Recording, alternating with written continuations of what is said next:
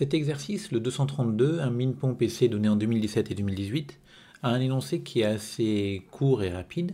Donc on dit qu'on prend une matrice n nilpotente et A une matrice quelconque de M n de C qui vérifie à n égale n1. Et on vous demande de vérifier que le déterminant de A plus n est égal au déterminant de A. Donc l'énoncé est court. Faut bien comprendre ici que c'est un exercice d'oral. Donc ce qu'on attend de vous au niveau d'un oral, c'est d'être suffisamment malin pour réduire l'énoncé à des cas particuliers, en tout cas le proposer en disant tiens on pourrait regarder ce qui se passe si machin, si bidule. Et après l'examinateur va probablement vous guider tout au long de l'oral en vous disant tiens on pourrait essayer de démontrer ça, tiens on pourrait essayer de démontrer ci, etc. Qu'est-ce que vous pensez de ça? Et donc en suivant ces indications, il va vous amener vers la solution. Donc moi au niveau de la correction, j'ai choisi de rédiger la correction sous forme de questions-réponses. Donc à chaque début de réponse, il y a une question. Et ça permet un petit peu d'avancer comme ça dans l'exo. Donc les questions sont en italique. Donc montrer que si n est dans Mn de K, nilpotente, alors le spectre de n est égal à singleton 0. Donc déjà, on prend une matrice nilpotente. Donc qu'est-ce que c'est qu'une matrice nilpotente? C'est une matrice qui vérifie n puissance p égale 0 pour un certain p dans une étoile. Donc je vais prendre un lambda dans le spectre de n. Et donc il existe un x non nul, tel que nx égale lambda x. Du coup, j'ai, par récurrence immédiate, donc on peut le rédiger, mais je vais avoir n puissance px qui est égal à lambda px. Et comme np égale 0, je vais obtenir que lambda px égale 0. Mon x, j'ai pris un vecteur propre, donc x est non nul. Et donc j'obtiens que lambda puissance p égale 0. Donc lambda p égale 0. Et comme p appartient à une étoile, j'obtiens finalement que lambda égale 0. Donc j'ai démontré comme ça que si il y a une valeur propre, alors elle est nulle. Donc j'ai démontré que le spectre est inclus dans le singleton 0. Alors maintenant, il faut que je démontre l'autre inclusion. Donc 0 est inclus dans le spectre de n, c'est-à-dire que n n'est pas inversible. Or, si n était inversible, alors n puissance p de serait, et comme n puissance p égale 0, j'obtiens que la matrice nulle serait inversible. Donc c'est absurde. Donc par absurde, on obtient que n n'est pas inversible. Alors encore une fois, il y a plein de manières de faire les choses. On peut aussi démontrer que comme n puissance p égale 0, on a le déterminant de n puissance p qui vaut 0. Le déterminant de n puissance p, c'est le déterminant de n à la puissance p qui vaut 0. Et donc on obtient comme ça que le déterminant de n vaut 0. Et donc n n'est pas inversible, par exemple.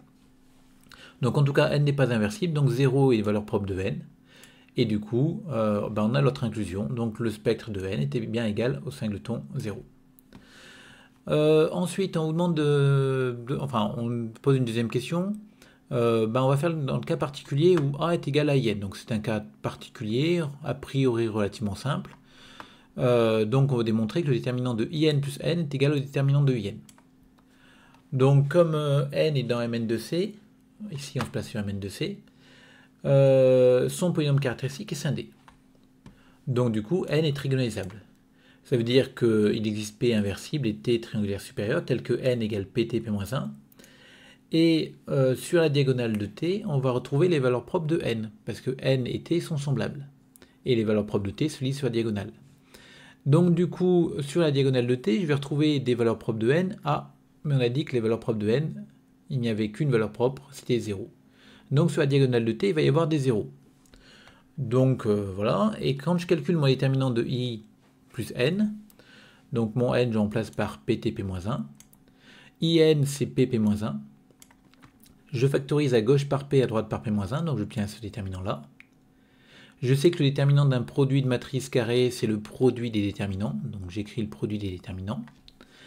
Et le déterminant de p et le déterminant de p-1 sont inverses l'un de l'autre. Et il me reste finalement le déterminant de in plus t. Et le déterminant de in plus t va faire 1. Pourquoi est-ce qu'il va faire 1? Parce que je vous rappelle que t est triangulaire supérieur.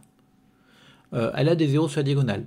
Donc quand je rajoute in, je rajoute des 1 sur la diagonale. Je vais garder une matrice triangulaire supérieure, mais cette fois-ci avec des 1 sur la diagonale. Et on sait que pour une matrice triangulaire, son déterminant, c'est le produit des termes diagonaux. Et là, sur la diagonale, il n'y a que des 1. Donc le déterminant va faire 1. Et 1, c'est bien aussi le déterminant de in. Donc on a bien l'égalité qu'on voulait. Alors maintenant qu'on a fait pour le cas in, on peut faire un cas un peu plus général. On va se placer dans le cas où A, cette fois-ci, est inversible. Donc pour A inversible, donc on va prendre n toujours nilpotente, vérifiant an égale na, donc les hypothèses de l'énoncé, hein, et on va déterminer det de a plus n et montrer que det de a plus n égale det de a. Donc comme a est inversible, je peux factoriser par a à l'intérieur du déterminant.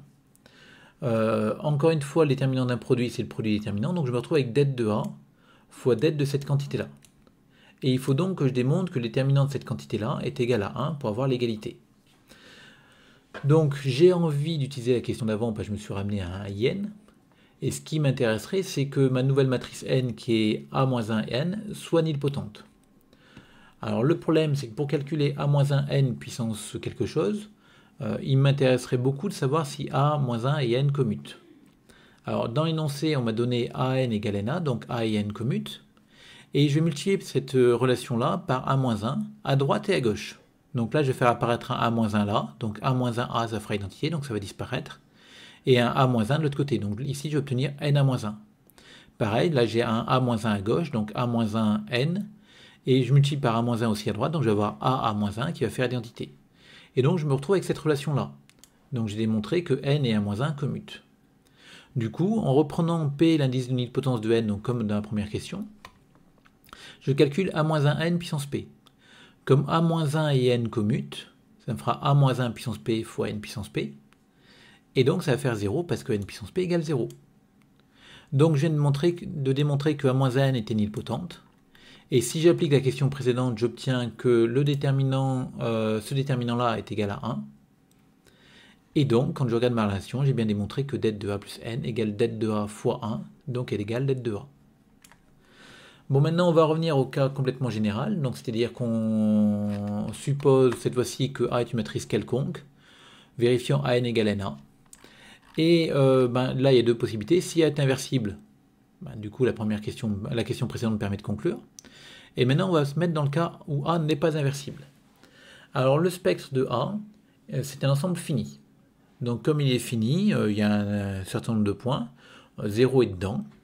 Mais en tout cas, on va pouvoir choisir une suite de complexes AN, telle que AN n'est pas dans le spectre de A, et la limite de n égale 0. Donc il suffit de prendre une suite de nombres qui tend vers 0, et on interdit un certain nombre de valeurs qui sont dans le spectre de C, mais il y a un certain nombre fini de valeurs, donc il suffit de prendre d'autres valeurs qui tendent vers 0 finalement.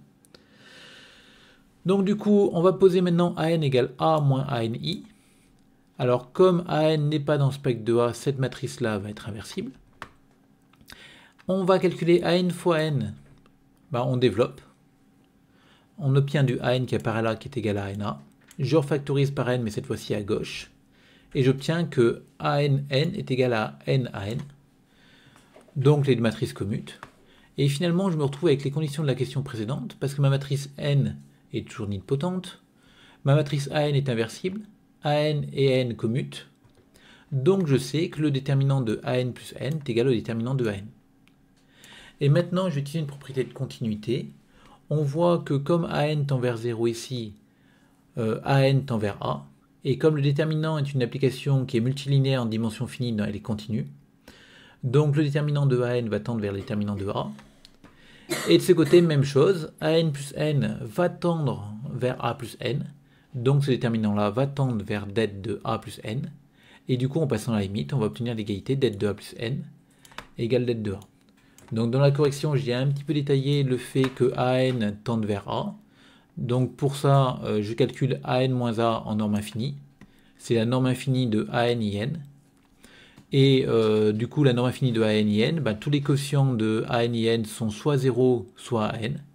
Et donc la norme infinie de ANIN, c'est le module de AN qui tend bien vers 0 parce qu'on a supposé que AN tendait vers 0. Pareil, si on calcule AN plus N moins A plus N infini, la norme infinie de la différence, pour la même raison, ça va faire ANIN, et donc ça va tendre vers 0. Et donc on obtient bien nos deux limites ici. Je vous rappelle que la convergence d'une suite dans un espace vectoriel normé de dimension finie ne dépend pas de la norme choisie. C'est pour ça qu'ici j'ai pris la norme infinie, parce que c'était la norme qui me paraissait la plus simple pour obtenir la convergence. Donc en tout cas, on a bien obtenu, en passant à la limite, l'égalité entre les deux déterminants. Donc on a bien la propriété demandée.